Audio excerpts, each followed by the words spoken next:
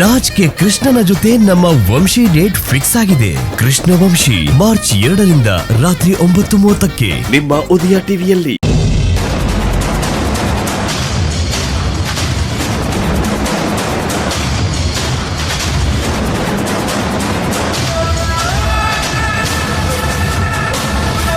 ಏನ್ ಮೇಡಮ್ ಇಷ್ಟೊಂದು ಖುಷಿಯಾಗಿದ್ದೀರಾ?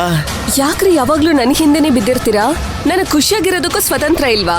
ಮೇಡಮ್ ನಿಮ್ ಹಿಂದೆ ನಾನು ಇರ್ಲಿಲ್ಲ ಅಂದಿದ್ರೆ ಖುಷಿಯಾಗಿರೋ ನರ್ತನ ಮೇಡಮ್ ನಾ ನೋಡಕ್ ಆಗ್ತಿತ್ತಾ? ಓ ಗಾಡ್. ಸರಿ, ಬಂದಿದ್ ವಿಷಯ ಏನು? ಏನ್ ಮೇಡಮ್ ನೀವ್ ಅಂದ್ಕೊಂಡಿರೋದಕ್ಕಿಂತ ದೊಡ್ಡ ಮೀನ್ಗೆ ಗಾಳ ಹಾಕ್ತಂಗಿದೆ. ಅಂದ್ರೆ ಏನ್ ಹೇಳ್ತಿದ್ದೀರಾ? ಮೇಡಮ್ ಮೈನಾನ ಇಲ್ಲಿಂದ ಓಡಿಸ್ಬಿಟ್ಟು ಪುಷ್ಪಕ್ ಸರ್ನ ಮದ್ವೆ ಮಾಡ್ಕೋಬೇಕು ಅನ್ಕೊಂಡ್ರಿ.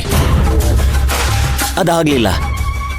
ಧ್ರುವಂಗೂ ಮೈನಂಗೂ ಮದ್ವೆ ಮಾಡಿಸಿ ಪುಷ್ಪಕ್ ಸರ್ನ ಹೇಗಾದ್ರೂ ಮಾಡಿ ನಿಮ್ ಕಡೆ ಕನ್ವರ್ಟ್ ಮಾಡ್ಕೋಬೇಕು ಅಂತ ಯೋಚನೆ ಮಾಡಿದ್ರಿ.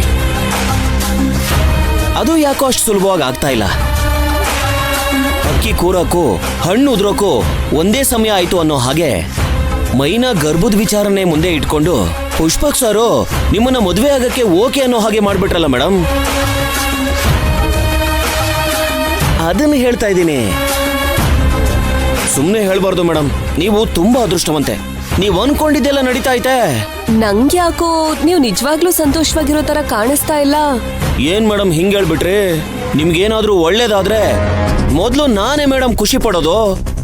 ಆದ್ರೆ ಈ ವಿಚಾರನ ನನಗ್ ಮೊದ್ಲೇ ಹೇಳಿದ್ರೆ ನಿಮ್ ಜೊತೆ ನಾನು ಮೊದ್ಲೇ ಖುಷಿ ಪಡ್ತಿದ್ದೆ ಅಂತ ಅಂದೆ. ಆಕ್ಚುಲಿ ಇದು ನನ್ನ ಪ್ಲಾನಿಂಗ್ ಲಿಸ್ಟ್ ಅಲ್ಲೇ ಇರ್ಲಿಲ್ಲ. ಆಂಟಿ ಏನೋ ಮಾಡೋದಕ್ ಹೋದ್ರು, ಅದಿನ್ನೇನೋ ಆಯ್ತು. ಅದನ್ನ ನನಗ್ ಹೇಗ್ ಬೇಕೋ ಹಾಗೆ ಯೂಸ್ ಮಾಡ್ಕೊಂಡೆ ಅಷ್ಟೇ. ಈ ಮಾತನ್ನ ನೀವು ಹಳೆ ನರ್ತನ ಮೇಡಮ್ ಆಗಿದ್ದಿದ್ರೆ ಉಪಯೋಗಿಸ್ಕೋಬೋದಿತ್ತು. ಆದ್ರೆ ಈಗ ನೀವು ಹೊಸ ನರ್ತನ ಮೇಡಮ್. ಯಾಕೋ ನಿಮ್ ಮಾತ್ ಮೇಲೆ ನಂಬಿಕೆ ಬರ್ತಾ ಇಲ್ವಲ್ಲ ಮೇಡಮ್? ಯಾಕ್ರಿ ಯಾವಾಗ್ಲೂ ಇದೇ ಡೈಲಾಗ್ ಹೇಳ್ತಿರ್ತೀರಾ? ನಾನ್ ನಿಮ್ಗೆ ಹೇಳ್ದೆ ಯಾವ ಕೆಲ್ಸನೂ ಮಾಡಲ್ಲ ಅಂತ ಹೇಳ್ದೆ ಅಲ್ವಾ?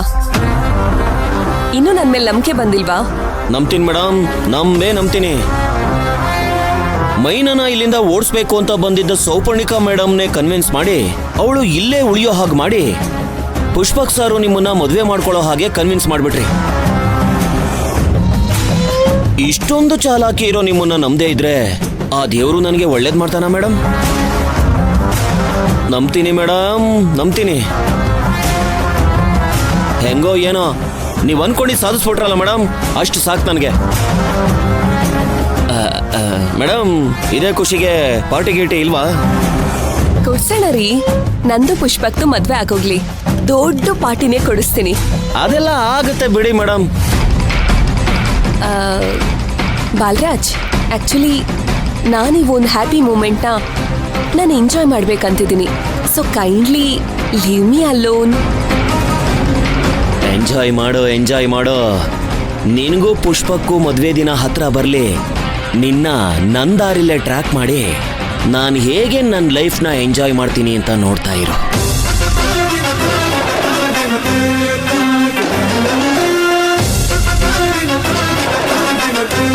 ಬಾಲರಾಜ್, ಹೋಗ್ತೀರಾ? ಹೋಗ್ತೀನಿ ಮೇಡಮ್, ಹೋಗ್ತೀನಿ.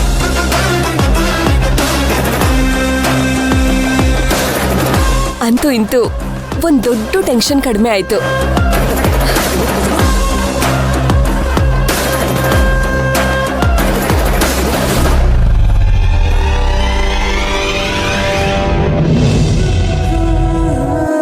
ಏನ್ ಜಯಂತಿ, ಮದುವೆ ಫಿಕ್ಸ್ ಆಯ್ತು ಅಂತ ಫುಲ್ ಖುಷಿಯಾಗಿದೆಯಾ? ಸುಮ್ಮನೆ ಇರಿ. ಏ ಆನಂದ್, ನೀನೇನ್ ಎಲ್ಲಿ ನಿಂತಿದ್ಯಾ? ನಿಮ್ಮಿಬ್ರಿಗೂ ಮದುವೆ ಫಿಕ್ಸ್ ಆಗಿರೋ ಖುಷಿಯಲ್ಲಿ ಏನಾದ್ರೂ ದೊಡ್ಡದಾಗಿ ಟ್ರೀಟ್ ಕೊಡ್ಸಿಯಾ ಅಂತ ಅನ್ಕೊಂಡ್ರೆ ನೀನು ನಮ್ ಜೊತೆ ಇದೇ ಊಟ ತಿನ್ನಕ್ ಕಾಯ್ಕೊಂಡಿದೀಯಲ್ಲ? ಅದೇ ಅಲ್ವಾ, ನಂಗ್ ಮರ್ತೇ ಹೋಗಿತ್ತು. ಅಲ್ಲ ಆನಂದ, ಏನೋ 5 ಸ್ಟಾರ್ ಅಲ್ಲಿ ಊಟ ಕೊಡಿಸ್ತೀಯ ಅಂದ್ರೆ ನೀನ್ ನೋಡಿದ್ರೆ ಇಲ್ಲಿ ನಿಂತಿದ್ಯಾ. ಹಾ, ಏನ ಮೋಸನ? ನಾವ್ಯಾಗ ನಿಮ್ಮಿಬ್ರಿಗೆ ಟ್ರೀಟ್ ಕೊಡಿಸ್ಬೇಕು? ಓ, ನೆಕ್ಸ್ಟ್ ಶುಕ್ರವಾರದ ಹೊತ್ತಿಗೆ ನಿಮ್ಮಿಬ್ರಿಗೂ ಮದ್ವೆ ಆಗುತ್ತಲ್ಲ, ಅದಕ್ಕೆ ಬ್ಯಾಚುಲರ್ ಪಾರ್ಟಿ ಕೇಳ್ತಾ ಇದೀವಪ್ಪ. ಹೌದು ಸರ್ಲಕ್ಕ, ಗಂಡಸಾದ್ರೆ ಎಣ್ಣೆ ಕೇಳ್ತಾರೆ, ನಾವ್ ಹೆಂಗಸ್ರು ಮೂಳೆ ಕಡಿಯಕ್ ಕೇಳ್ತೀವಪ್ಪ. ಓಹೋ, ಅಷ್ಟೇನಾ? ಸರಿ, ಅಷ್ಟಾದ್ರೆ ಕೊಡ್ಸೋಣ, ಪರವಾಗಿಲ್ಲ. ಏನ್ ಉಷಾ, ಬರ್ತಾ ಬರ್ತಾ ತುಂಬಾ ಒಳ್ಳೆ ಒಳಾಗ್ತಾ ಇದೀಯ ನೀನು. ಸರಳಕ್ಕ, ಉಷಾ ಇನ್ನೊಂದ್ ಸ್ವಲ್ಪ ದಿನ ವೇಟ್ ಮಾಡಿ. ಮದ್ವೆ ಆಗೋದ್ಮೇಲೆ ಇಬ್ರು ಒಂದೇ ಕ್ಯಾರಿಯರ್ ಅಲ್ಲಿ ಬಾಕ್ಸ್ ತಗೊಂಡ್ ಬಂದು ಒಟ್ಟಿಗೆ ಕೂತ್ಕೊಂಡು ಊಟ ಮಾಡೋದು ನಮ್ ಕೈಗೆ ಸಿಗೋದೇ ಇಲ್ಲ ಇಬ್ರು. ಓ ಅದ ಪ್ಲಾನ್. ಅದಕ್ಕೆ waiting ಅಲ್ಲ? ಅರೆ ನಮ್ಮ ಹುಡುಗಿ ನೋಡು ನಾಚ್ಕತ್ತವಳೆ. ಉಷಕ್ಕ ಸರ್ಲಕ್ಕ ನಿಜ ಅಲ್ ನೋಡಾಗ್ಲೇ ಮದ್ವೆ ಕಳೆ ಬಂದ್ಬಿಟ್ಟೈತೆ ನಮ್ಮ ಹುಡುಗಿಗೆ. ಹೌದು ನೋಡು, ಸುಮ್ನೆ ಮುಖ ಎಷ್ಟು ಇರ್ತೀಯಾ? ಕೆಂಪಗಾಗಿದೆ ನೋಡು.